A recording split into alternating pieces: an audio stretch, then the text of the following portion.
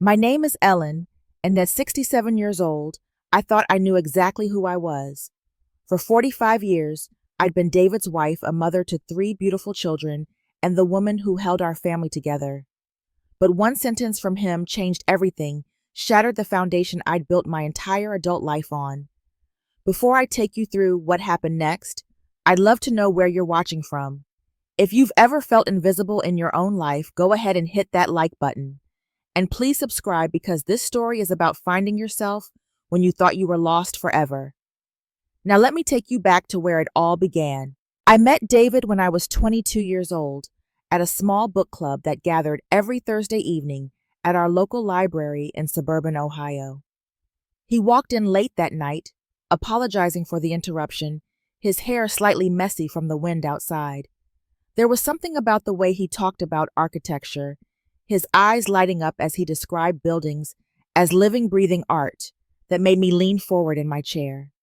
We started dating 3 weeks later. Our wedding was simple, held at the Baptist church where my parents had been married 30 years before. David's family drove in from Michigan, and mine came from various corners of Ohio. We honeymooned at a modest cabin in the Smoky Mountains, spending our days hiking trails and our nights talking about dreams that seemed so achievable back then. David wanted to become a renowned architect. I wanted to write, maybe teach literature someday. We promised to support each other's ambitions equally. Those first years in our tiny two-bedroom apartment were filled with a kind of happiness I didn't know existed. We both worked during the day. I had a position as an administrative assistant at a law firm downtown, and David attended night classes to further his architectural training. Our evenings followed a comfortable rhythm. I'd cook dinner, usually something simple like spaghetti or chicken, and we'd eat together at our small kitchen table. Afterward, David would spread his design sketches across the living room floor while I curled up on our secondhand sofa with whatever novel I was reading. Sometimes, I'd look up from my book and watch him work his pencil, moving quickly across the paper, completely absorbed. Those moments felt perfect.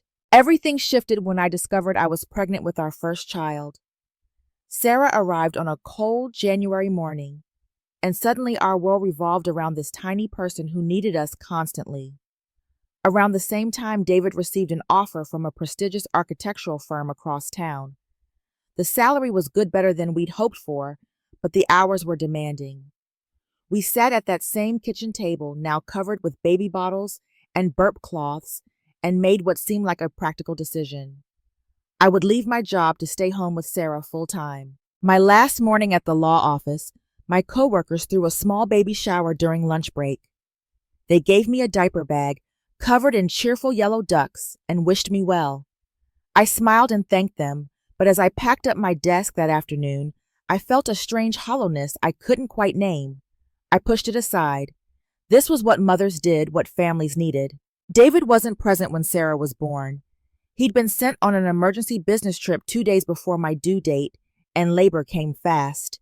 My mother drove me to Memorial Hospital, held my hand through the contractions, and was the first person to hold Sarah after the nurses placed her in my arms. David called from the airport as soon as his plane landed, apologizing profusely. I told him it was fine, that I understood, and I did understand. His career was taking off.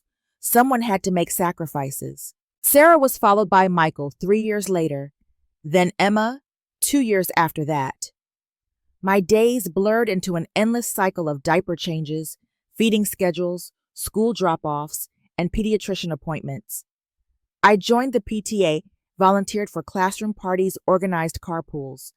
Every morning I woke before sunrise to pack lunches, prepare breakfast, and lay out clothes for 3 small humans who needed everything from me. David left early for work and returned late sometimes after the children were already asleep. I never complained. I believed deeply that I was building something important, creating a stable, loving home. On the rare occasions when David made it home for dinner, our conversations centered entirely on his projects at work and updates about the children's activities. He'd ask about my day occasionally, and I'd give brief summaries. Took Michael to soccer practice. Emma lost another tooth. Sarah needs new shoes. These details seemed to satisfy him. Our anniversary celebrations grew simpler as years passed. The elaborate dinners and weekend getaways of our early marriage transformed into quiet meals at chain restaurants, often with the children in tow. One year, for our 15th anniversary, I bought a new dress, something I rarely did anymore. It was a soft green that I thought complimented my eyes. I spent time on my hair and makeup, wanting to feel pretty for the evening. David barely glanced at me when he picked me up. During dinner, he talked extensively about a commercial building project he was designing. I nodded, asked appropriate questions, and told myself it didn't matter that he hadn't noticed my effort. The years continued their march forward. I stopped buying new clothes for myself, reasoning that the children needed things more than I did. My wardrobe became a collection of comfortable, practical items: elastic waist pants, oversized sweaters that hid the weight I'd gradually gained through 3 pregnancies, simple t-shirts that could withstand repeated washings. When I looked in the mirror while brushing my teeth each morning, I saw a tired woman staring back. Gray hairs mixed with my natural brown. Lines had appeared around my eyes and mouth. My body had softened and expanded, but I was too busy to dwell on it. There were lunches to make, schedules to coordinate, a household to run. Sometimes late at night, after everyone else had gone to bed, I'd sit alone in the kitchen with a cup of tea. The house would be quiet, except for the hum of the refrigerator and occasional creaks from the settling foundation. During those moments, a thought would surface. When did I stop being Ellen and become just Mom, just David's wife? I'd shake my head, rinse my cup, and head upstairs. These feelings seemed selfish. I had a good life, healthy children, a husband with a successful career. What right did I have to feel unfulfilled? David suggested I return to work once when Emma started kindergarten. We were discussing finances, and he mentioned it might help if I brought in additional income. But when I mentioned finding part-time employment, he quickly backtracked. "The children still need you here," he said. "What if someone gets sick and has to leave school early? What about summer vacation? Who will drive them to activities?" His questions made sense. I stayed home. Looking back now, I realized I'd been slowly disappearing for years. Not dramatically, not all at once, but gradually, like sand slipping through fingers. I gave pieces of myself to everyone around me until there wasn't much left. And no one noticed, least of all me. Sarah left for college when she turned 18. I remember that drive to Oregon, helping her move into her dorm room, meeting her roommate, arranging her tiny closet space. The drive home felt endless. David had stayed behind for work, so I made the trip alone. I cried for hours, barely able to see the highway through my tears. When I finally pulled into our driveway, the house felt too big, too empty. 2 years later, Michael headed to the University of Michigan. Then Emma, my baby, accepted a scholarship to a school in California. Suddenly, after 25 years of constant noise and activity, our home became silent. I wandered through rooms that used to overflow with life. Sarah's bedroom with its posters still on the walls, Michael's collection of baseball trophies gathering dust on his shelves, Emma's art supplies abandoned in the basement. They'd all moved forward with their lives exactly as they should. I was proud of them, but I felt lost. I assumed this transition would bring David and me closer together. With the children gone, we'd finally have time for each other again, time to rediscover the connection we'd built in that small apartment decades ago. I suggested we plan a vacation, maybe return to the Smoky Mountains where we'd honeymooned. David said he was too busy at work. Perhaps next year. I proposed date nights, regular evenings, where we could go out to dinner, see a movie, just spend time together. David agreed in principle, but something always came up.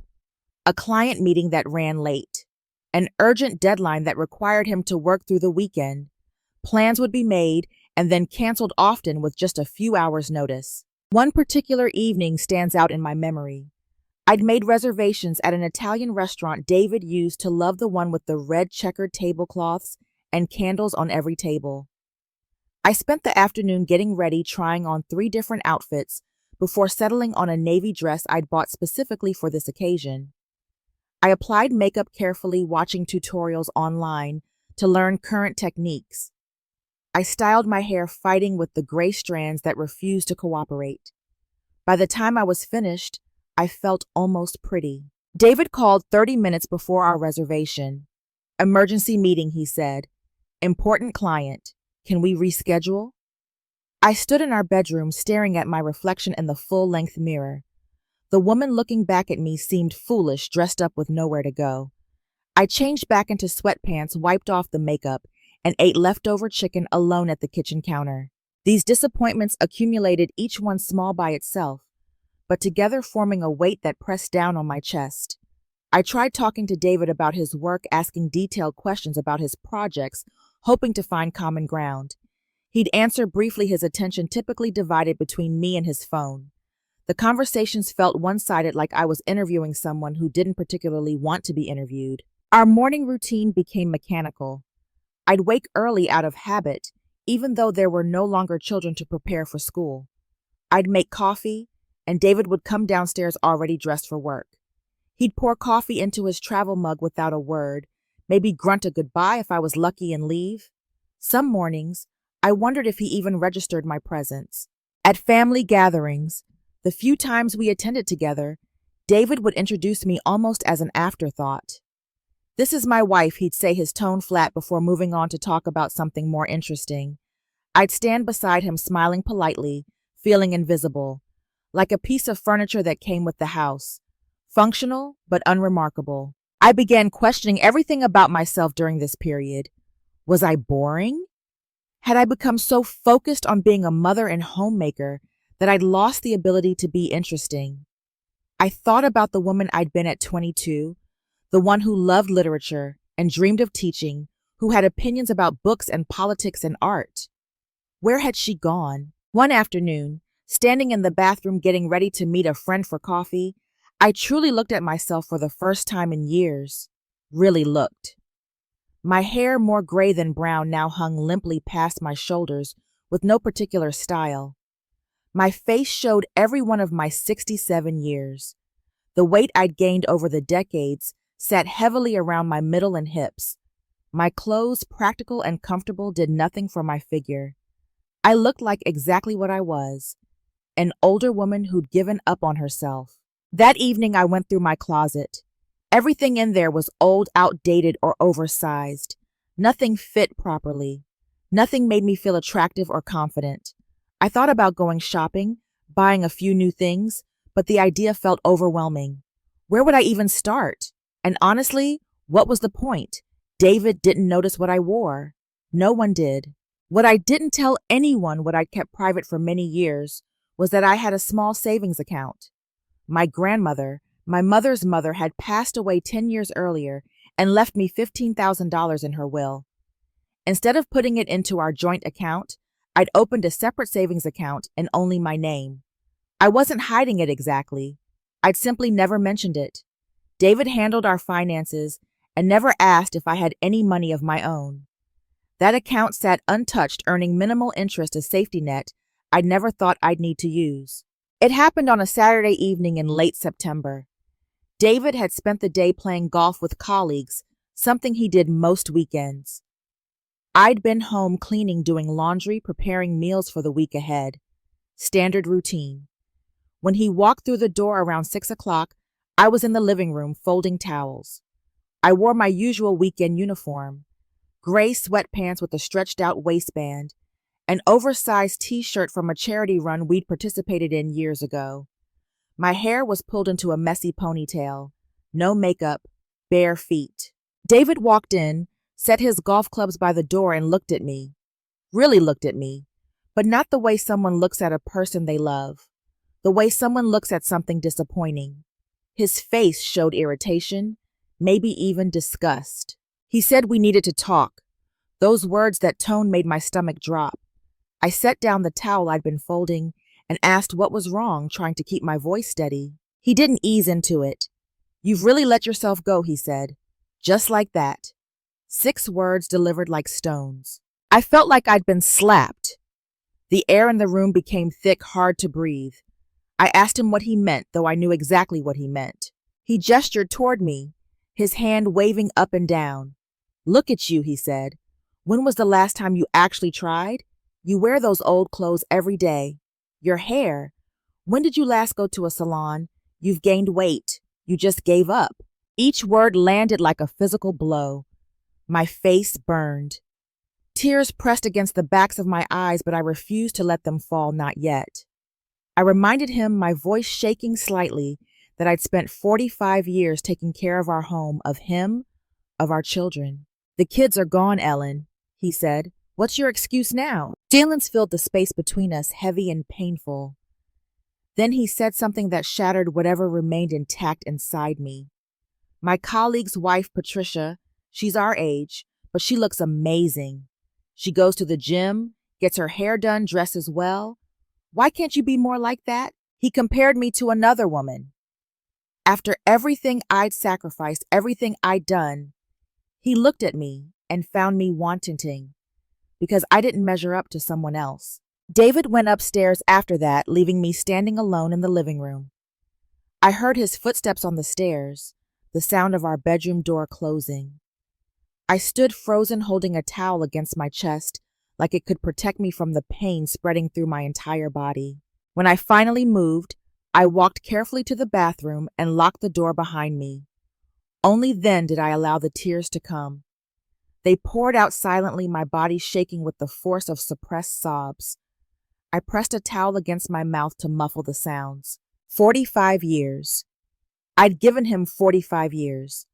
I'd put my dreams aside to support his career.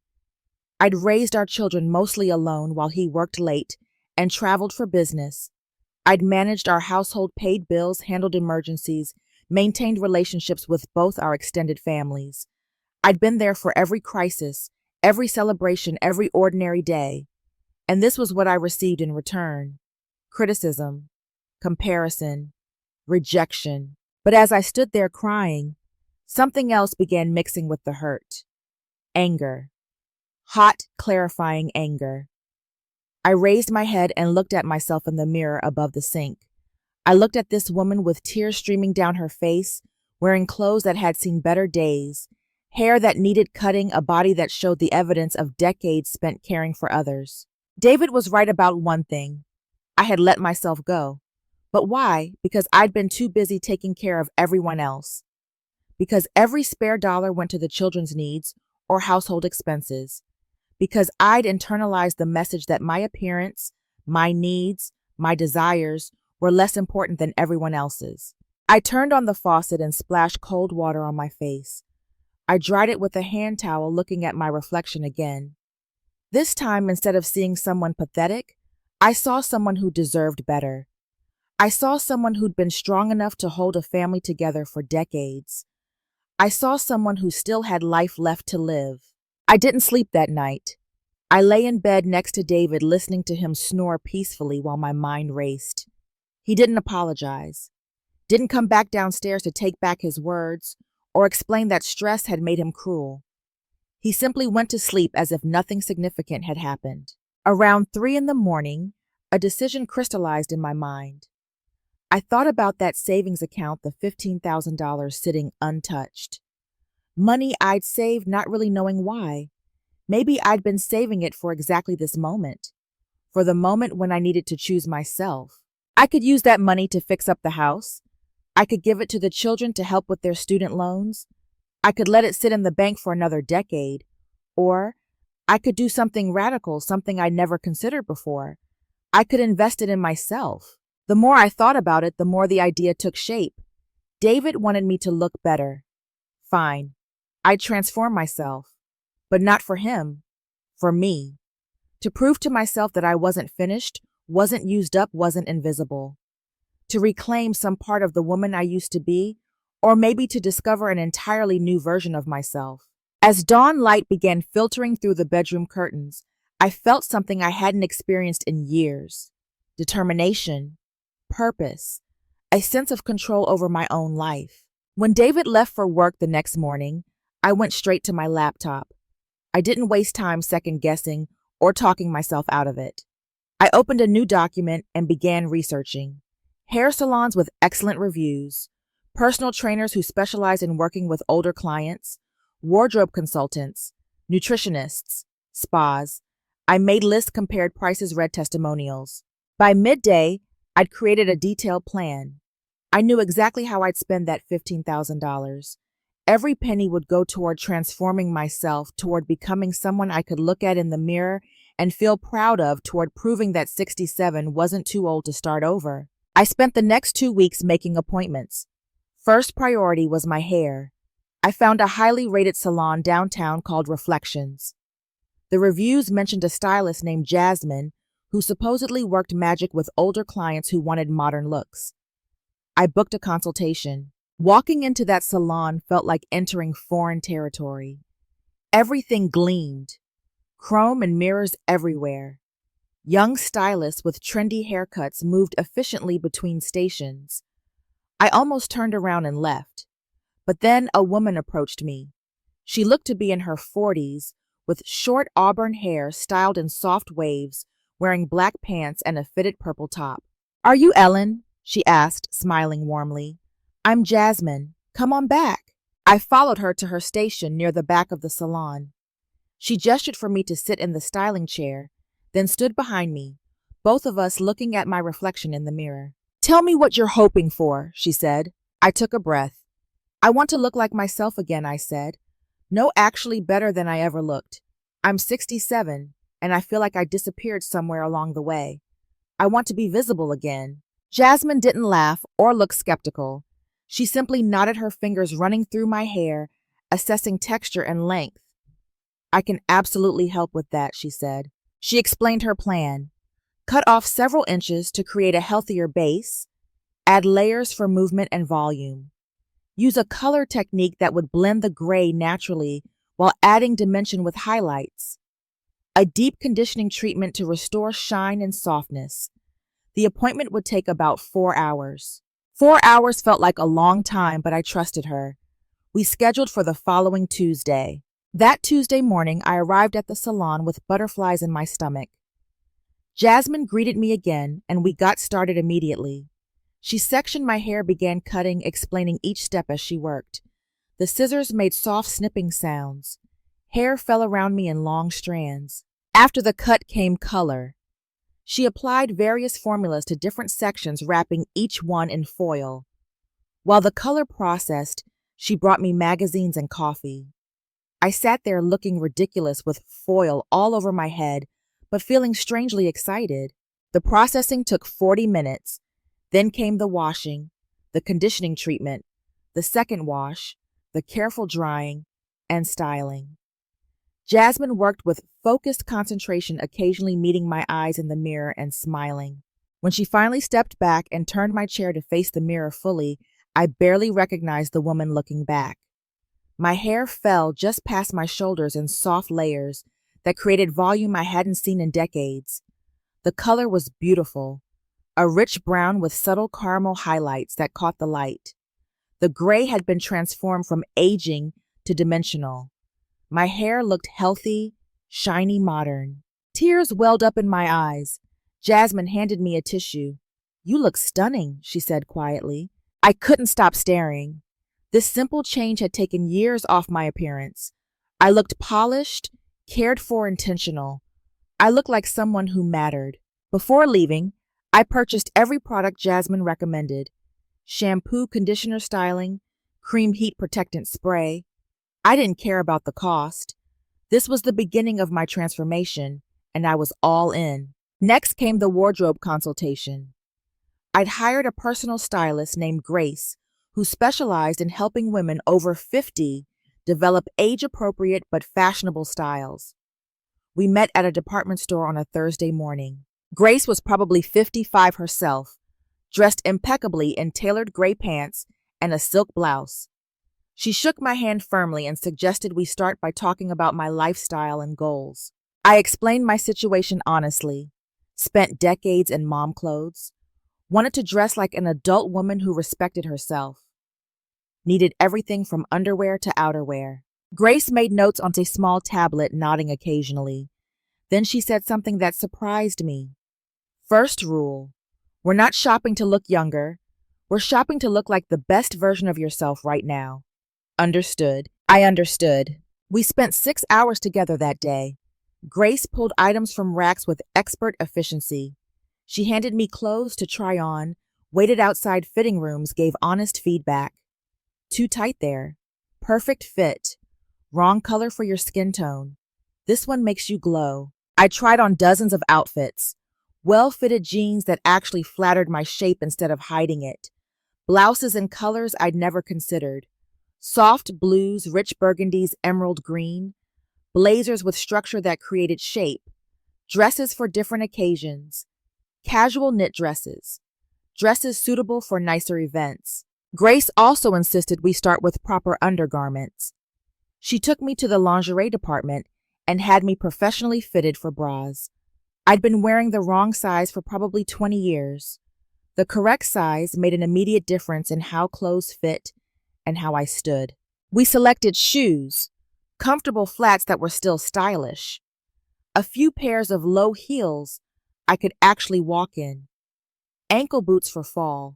Grace taught me about quality over quantity. You don't need 50 pieces, she said.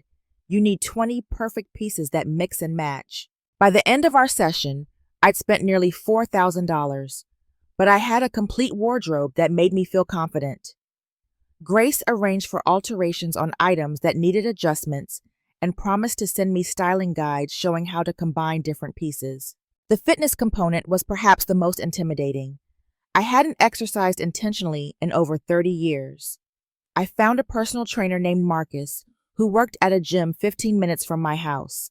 He agreed to meet with me 3 times weekly. Our first session was humbling. Marcus, probably in his mid-30s, athletic and enthusiastic, assessed my current fitness level. Could I touch my toes? No. How many push-ups could I do? 0. Walk for 20 minutes without stopping? Barely. He didn't judge. He simply said we'd start where I was and build from there. That first day, we walked slowly on the treadmill, did some gentle stretching, practiced standing from a chair without using my hands. I left drenched in sweat, muscles quivering, but feeling accomplished. The first 2 weeks were brutal. I was sore constantly. Muscles I didn't know existed ached. I wanted to quit. But Marcus kept encouraging me. Your body is waking up after a long sleep, he'd say. Keep going. By week 3, something shifted. I had more energy. Getting out of bed didn't require the same effort. By week 6, my clothes were fitting differently. Not dramatically, but noticeably.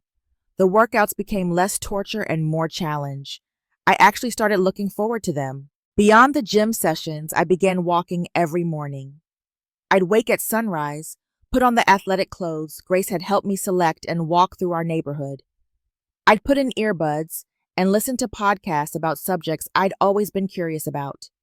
Art history, modern literature, women's rights. These walks became meditation time space where I could think and breathe and just exist as Ellen, not as anyone's wife or mother. I also scheduled appointments with a nutritionist. She helped me understand that I didn't need some crazy restrictive diet. I needed balanced, nutritious meals, more vegetables, lean proteins, whole grains. She taught me about portion sizes and mindful eating. Food became fuel and pleasure, not comfort or obligation. The spa treatments felt like pure luxury. Monthly facials that taught me about proper skincare. I learned about cleansers, serums, moisturizers, sunscreen. I started a daily routine that took 15 minutes each morning. My skin began to look brighter, healthier. Through all of this, David noticed nothing. He was too absorbed in his own work, his own life. He left early, came home late. When we were in the same room, he barely looked at me, which was perfect. I wanted this transformation to be complete before he saw any of it. 3 months into my journey, I stood in front of our full-length bedroom mirror and assessed the changes. I'd lost 25 pounds. My body was stronger, more toned. My posture had improved thanks to exercises Marcus insisted on. My hair still looked salon fresh because I learned how to maintain it. My skin glowed. The wardrobe transformation was complete. I knew how to dress my body in ways that were both flattering and age-appropriate. But the biggest change wasn't physical. It was internal. I stood differently. I moved with confidence. I smiled at my reflection instead of turning away. I felt for the first time in decades like a whole person, not someone's wife, not someone's mother, just Ellen. And Ellen was enough. Now came the time to show David exactly what he'd dismissed so casually. David belonged to a country club on the outskirts of town. His firm had a corporate membership, and he occasionally attended dinners there with colleagues and their spouses. He never invited me anymore. Somewhere along the way, I'd been removed from that part of his life. These dinners happened on Saturday evenings, usually once a month. I knew from his calendar that another dinner was scheduled for the first Saturday in October. I also knew he hadn't mentioned it to me, which meant he planned to go alone as usual. Perfect. That Saturday, I spent the afternoon preparing with the same care someone might prepare for an important performance, because that's what this was. A performance, a reveal, a reintroduction. I showered and washed my hair following the routine Jasmine had taught me. I dried it carefully using the round brush to create volume. I applied makeup with patience, foundation that evened my skin tone, a touch of concealer under my eyes, neutral eyeshadow that made my blue eyes stand out, mascara, a soft pink lipstick, nothing dramatic, just polished. From my new wardrobe, I selected a navy dress that Grace had called a knockout. It had a fitted bodice, 3/4 sleeves, and a skirt that fell just below my knees. The fabric had some stretch, so it hugged curves in flattering ways. I paired it with nude heels and simple pearl earrings my mother had given me years ago. I stood before the mirror again. The woman looking back was elegant, confident, beautiful even. I barely recognized her, yet I knew her intimately. This was who I'd been working to become. David was already at the country club when I left the house. He'd left around 6:30, assuming I'd spend my evening as usual, reading, maybe watching television, going to bed early. He had no idea I'd be joining him. I drove carefully, my heart pounding, nerves mixed with anticipation and a little fear. What would happen? How would David react? Did it matter? The country club sat atop a small hill, its Georgian-style building lit beautifully against the darkening sky. I parked and walked toward the entrance, my heels clicking against the pavement. Inside, I followed signs to the main dining room, where these corporate dinners typically occurred. The room was large and elegant, round tables covered in white linens, crystal glasses catching candlelight, well-dressed people mingling and laughing. I paused in the doorway, scanning the crowd for David. I spotted him at a table near the center of the room. He sat between two colleagues I vaguely recognized from past events. Next to him was Patricia, the woman he'd compared me to. She wore a red dress and was laughing at something someone had said, her hand resting lightly on the table near David's arm. I straightened my shoulders and walked into the room. Heads turned as I moved through the space. I felt eyes on me, heard conversation pause and restart. A man I didn't know nodded appreciatively as I passed. A woman leaned toward her companion and whispered something. I reached David's table. He was looking down at his menu and didn't notice my approach. I stopped directly beside him and said his name quietly. He looked up. His expression went through several stages in rapid succession. Confusion, recognition, shock. His mouth actually fell open slightly. "Ellen," he said, "is that you?" "Hello, David," I replied, keeping my voice steady and calm. "Mind if I join you?" The entire table had gone silent. Everyone stared. Patricia's eyes widened, and something that looked like jealousy flickered across her face. David stammered. What happened to you?" I took the empty chair next to him, sitting down with practiced grace. "I took your advice," I said simply. I stopped letting myself go. A colleague across the table, a man named Richard, recovered first. "David," he said, "you never told us your wife is so stunning." David looked flustered, uncomfortable, confused. He kept glancing at me like I might disappear if he looked away. Throughout dinner, I was charming and engaging. I contributed to conversations about current events, asked thoughtful questions, made people laugh with well-timed observations. I discussed a recent exhibit at the art museum I'd visited. I mentioned the book club I'd joined and the fascinating discussion we'd had about contemporary literature. I was interesting, intelligent, present. Patricia tried several times to dominate the conversation, but people kept turning their attention back to me. Where had I been hiding?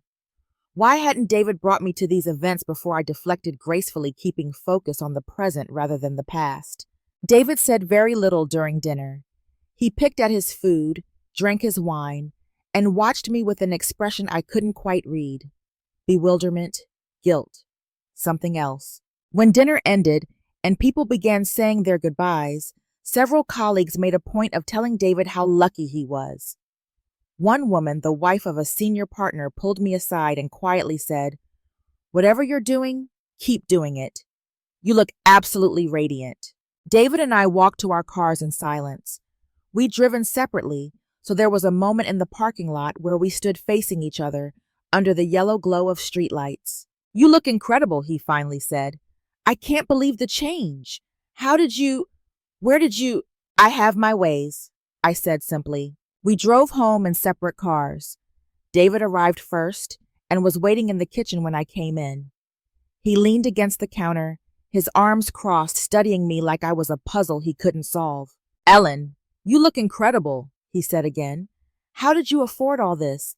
The hair, the clothes, everything." "From my savings," I said. "Money you never knew I had." His eyebrows shot up. "Your savings?" "Yes, David. My grandmother left me money years ago. I put it in my own account, and I used it for myself. For once." Silence stretched between us. He looked like he wanted to say something but couldn't find the words. "I didn't mean to hurt you," he finally said, with what I said before. "But you did hurt me, David," I replied, my voice steady. "You hurt me deeply." "I'm sorry," he said. "Are you?" I asked. "Or are you just sorry because now you see I can look good if I try?" "That's not fair," he protested. "Fair." I felt anger rising, but kept it controlled. "David, for 45 years, I put you first. Your career, your needs, your comfort. I raised our children mostly alone. I managed our home. I sacrificed my own dreams and ambitions. And when I finally looked tired from all of that, you compared me to another woman. You told me I'd let myself go, as if my worth was based solely on my appearance, as if everything else I'd done meant nothing." David stood silent, his face showing discomfort, maybe shame. "I didn't transform for you," I continued. "I transformed for me, because I deserve to feel good about myself, because I deserve to be seen to matter, to take up space in this world. I spent decades making myself small, invisible, insignificant. I'm done with that." "What does this mean for us?" he asked quietly. "That's up to you, David," I said. "I'm not leaving. This is my home too, but things are going to be different from now on.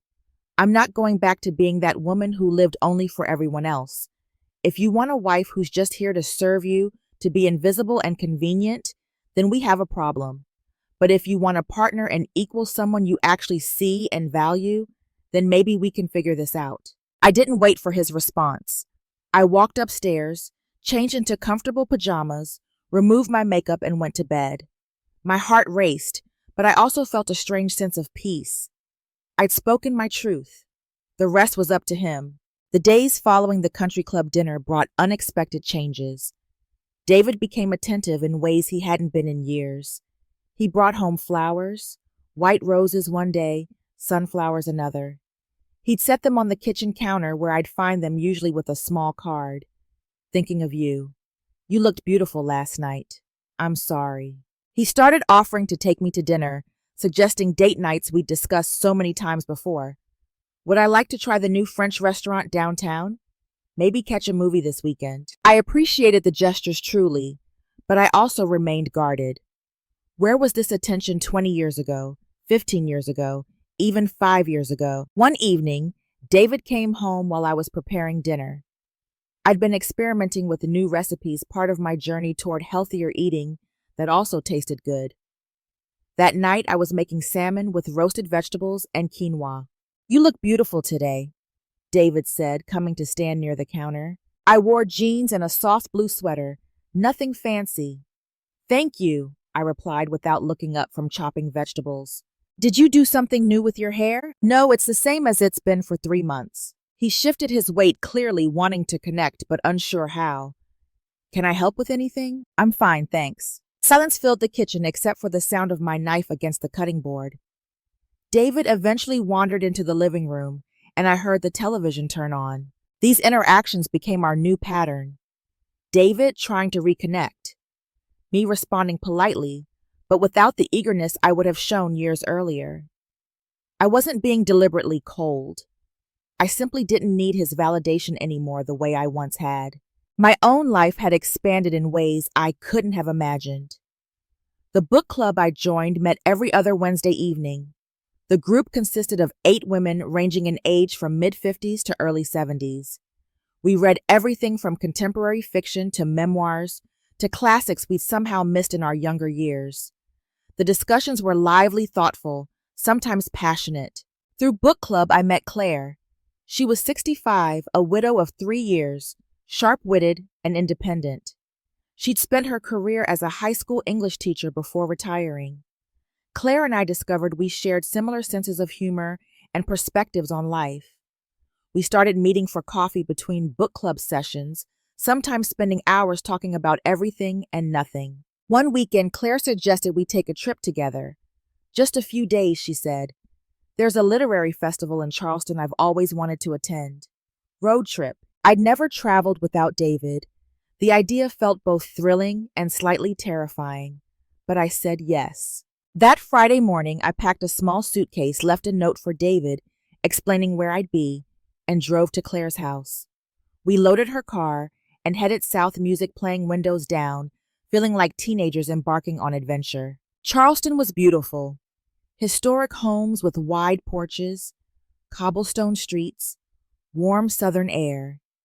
Claire and I attended panel discussions with authors, browsed bookstores, ate at restaurants we'd researched. We stayed in a small bed and breakfast where the owner served elaborate breakfasts and told stories about the house's history. On our last evening, Claire and I sat on a bench overlooking the harbor, watching the sunset paint the sky in shades of orange and pink. This is the happiest I've seen you, Claire said. You're glowing. I feel different, I admitted, like I'm becoming who I was supposed to be all along. Claire smiled. It's never too late for that. When I returned home Sunday evening, David was waiting. He seemed anxious, pacing the kitchen. How was your trip? He asked immediately. Wonderful, I said honestly. Charleston is lovely. The festival was fascinating. I missed you, he said. I set down my suitcase. David, we need to talk. We sat at the kitchen table, the same table where we'd made so many decisions over the decades. But this time felt different. This time I wasn't asking permission or seeking approval. I was stating facts. I've been volunteering at the library, I told him, organizing reading programs for children. The head librarian asked if I'd be interested in a part-time paid position helping coordinate community literacy programs. David looked surprised.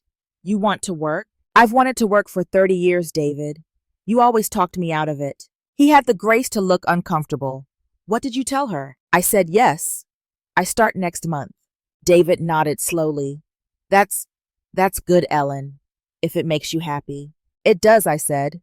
And I'm also thinking about taking some college classes. Art history, maybe creative writing. Things I was interested in before I became only your wife and our children's mother.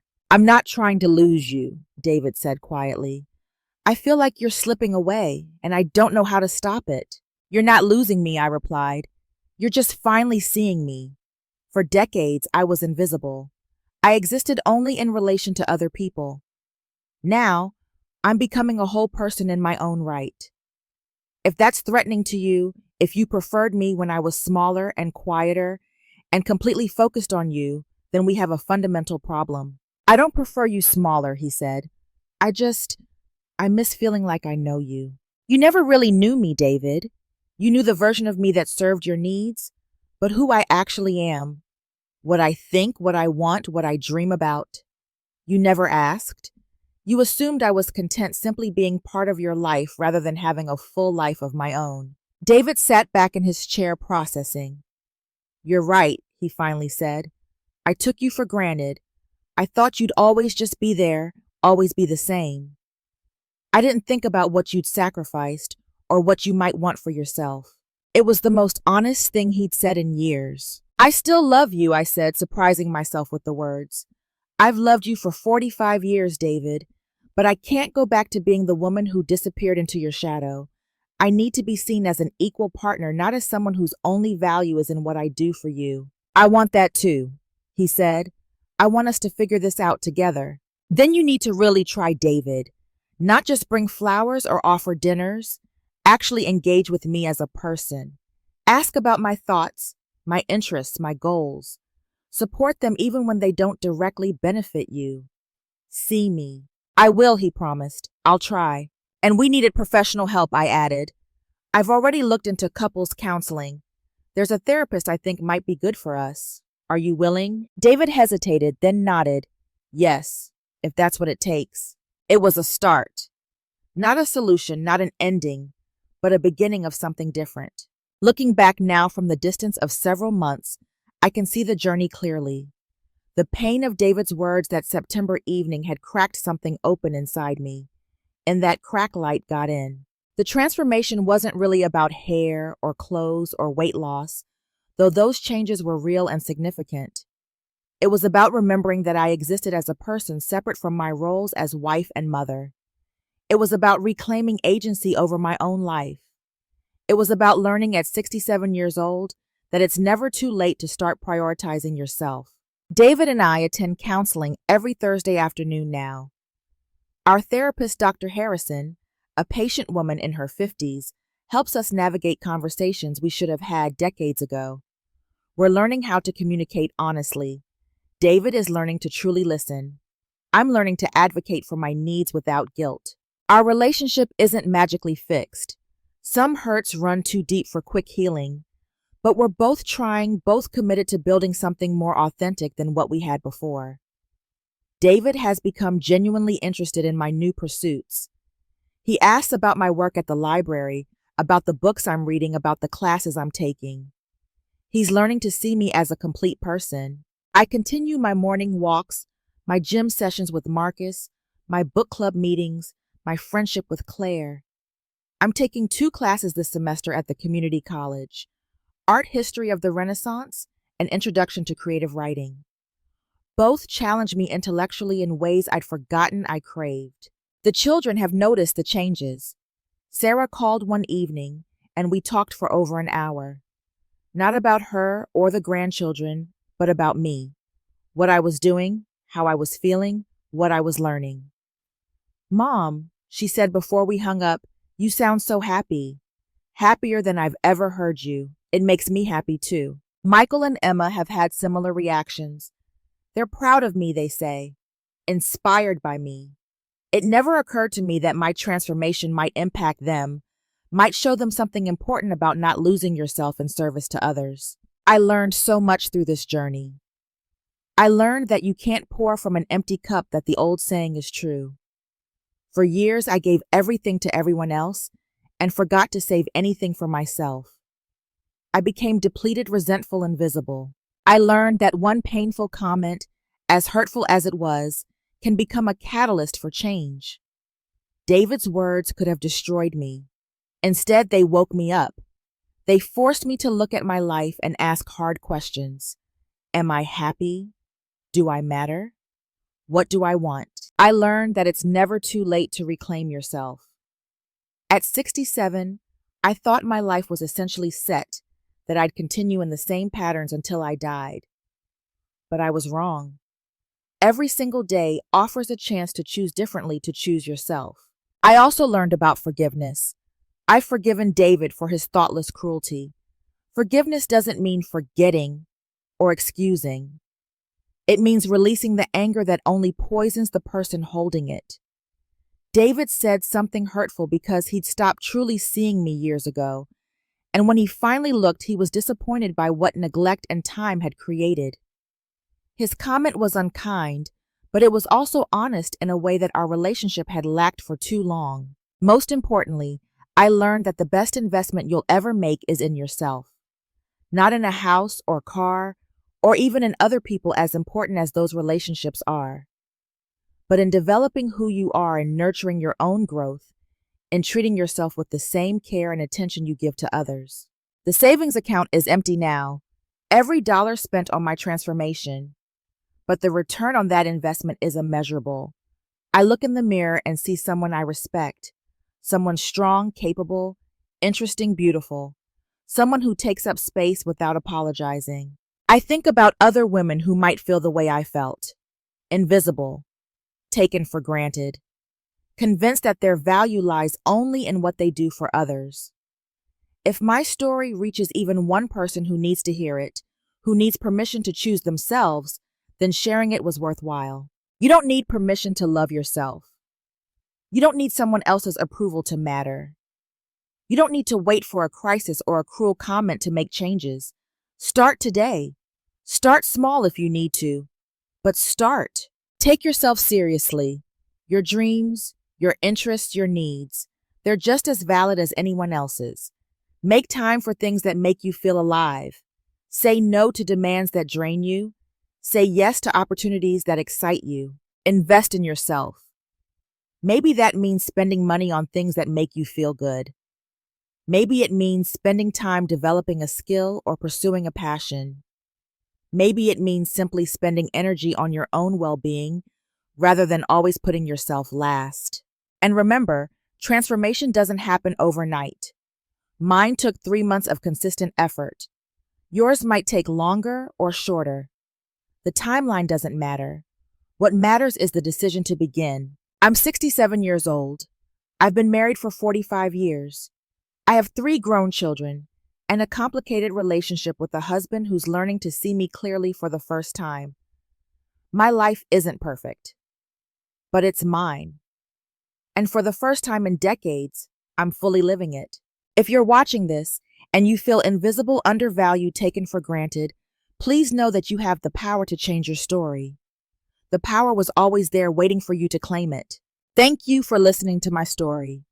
I hope it inspires you to write your own. Now I want to hear from you. Have you ever felt invisible in your own life? What helped you find yourself again? Share your story in the comments below. Your experience might be exactly what someone else needs to hear today. And if this story resonated with you, please hit that like button and share it with someone who might need this message.